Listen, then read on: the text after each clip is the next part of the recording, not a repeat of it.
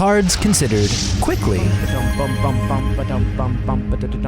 Clearly, March of the Machine is a set with a lot going on, not just in the gameplay, but in the literal multi-worlds war of its story.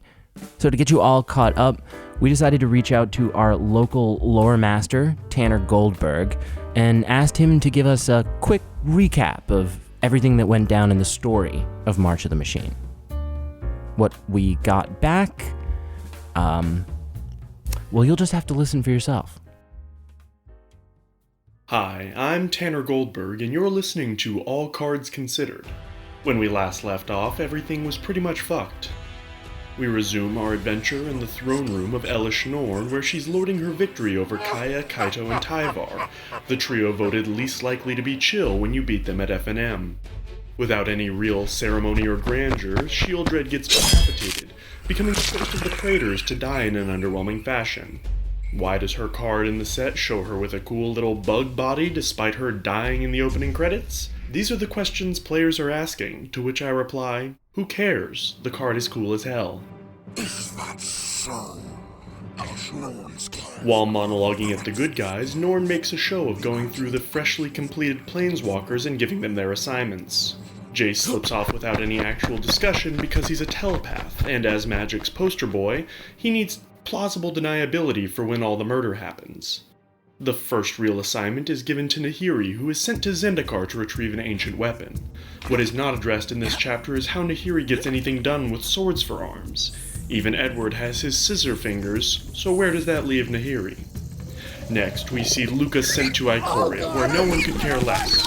Wizards of the Coast certainly couldn't, as they killed him off in a side story. He's eaten by one of the mutate creatures, putting him as one of the shortest-lived planeswalkers in modern Magic lore. This means that 3 of the 5 top shortest-lived planeswalkers were Gruul, so do with that what you will. Kamigawa is targeted next as Tamiyo. Holy shit, I forgot about Tamiyo. That was like a year ago. What? Has she just been fucking chilling since then? Kamigawa is targeted next as Tamiyo is sent to complete her home plane. Ajani is sent to Theros with the message that Theros is important to New Phyrexia, though I've now finished the story and it's kinda never brought up again. There's a strong chance that it's only seen as a priority because Elish Norn thinks the gods are cool, and frankly, same. Atraxa is apparently given the same level of importance as the Planeswalkers, despite the fact that she came out in a supplementary product, and is sent to destroy rather than conquer New Capenna. This is due to the fact that Halo is like kryptonite to Phyrexians. Kryptonite, for those who do not know, is a fictional material popularized by Three Doors Down. Once Atraxa has departed, we are left with the most important of the completed Planeswalkers, Nissa, due to her connection with the super planeswalking tree Realmbreaker. In a real turn of events, it turns out that power over trees is really important to the fate of the multiverse. It's unclear if this will be impacting Green's power level in Standard at this time. During this roll call, the 3 good guys did in fact manage to escape to no one's surprise.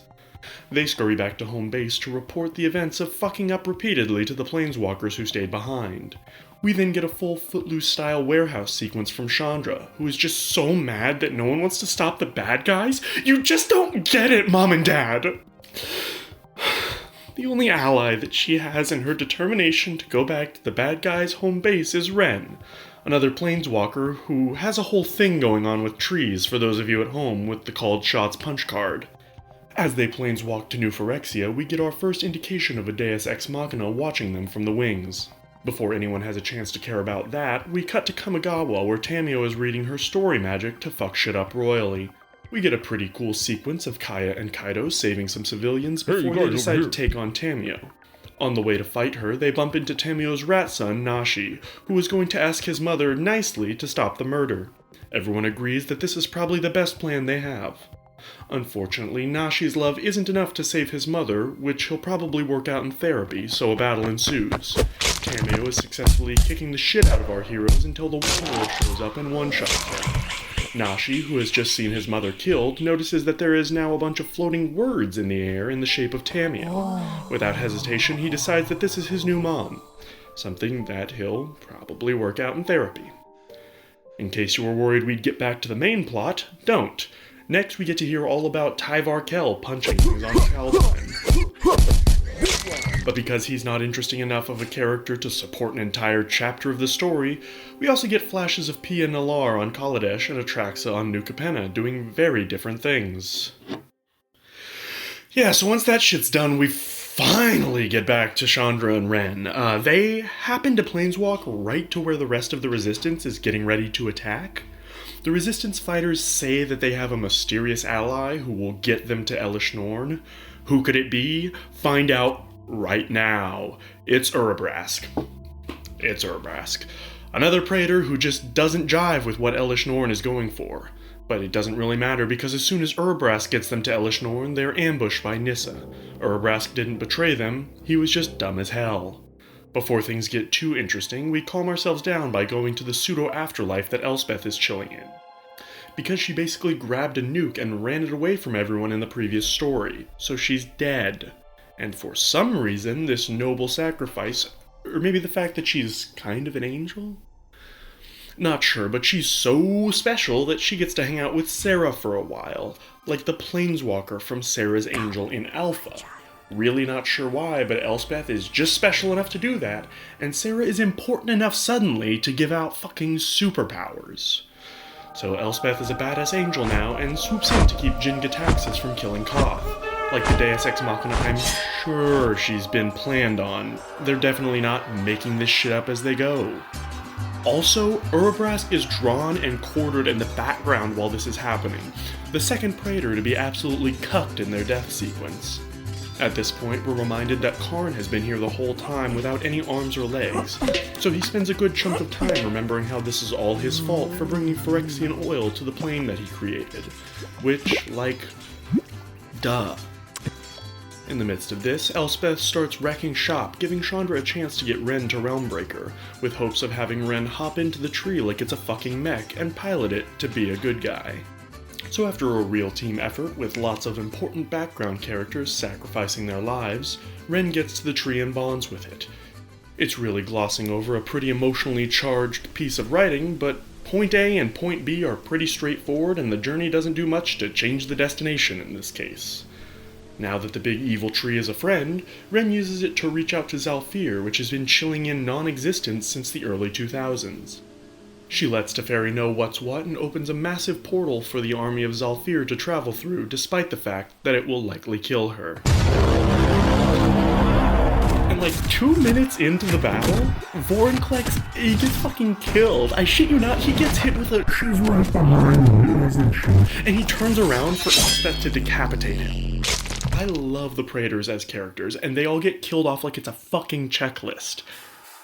500 words later, Jin Gitaxis gets knocked into a fucking pool of Phyrexian piranhas by a nameless Zhalfir with a hammer. 3 and 4, dead and done, just like that. Fucking Christ. Okay, anyway. Ren uses the last of her strength to somehow swap New Phyrexia and Zhalfir. I'll admit I was a little lost at this point. It felt very hand-wavy magic fixes everything, but basically New Phyrexia now exists in non-existence, while Zhalfir is where New Phyrexia was. Sure. By this point, Elspeth has kicked the shit out of Elesh Norn 7 ways to Sunday, but Karn makes a big show of regrowing his limbs and ripping Elesh Norn's head off, like he actually did anything to fucking help. On the way out, we get to see that Ren is dead. The second Gruul planeswalker to die in this set, but don't worry, she's left an acorn for Teferi, whatever the hell that means. At this point, everyone who wasn't killed or completed is safe, because the Phyrexians all stop working when Elesh Norn dies. This was never hinted at before this point, it's truly just a nice side effect of killing her, that now everything is fixed. All the Phyrexians that weren't in New Phyrexia are now in a coma, including Ajani and Nissa, but don't worry, we fixed them too at the last second by having Karn give up his spark. So no more planeswalking for Karn, but Ajani is back. His numerous killings just glossed over for now. It's also implied that something went wrong with healing Nissa, but she's back too. And she and Chandra kiss, which is super cool, but they probably should have done it a few years ago. Wizards was just too worried about hurting their homophobic prophet base. Is that good? You forgot Quintorius. He got his spark. little elephant guy from Strixhaven? You forgot Quintorius? Yeah, it's fine. This has been All Cards Considered with Tanner Goldberg, brought to you by MOM.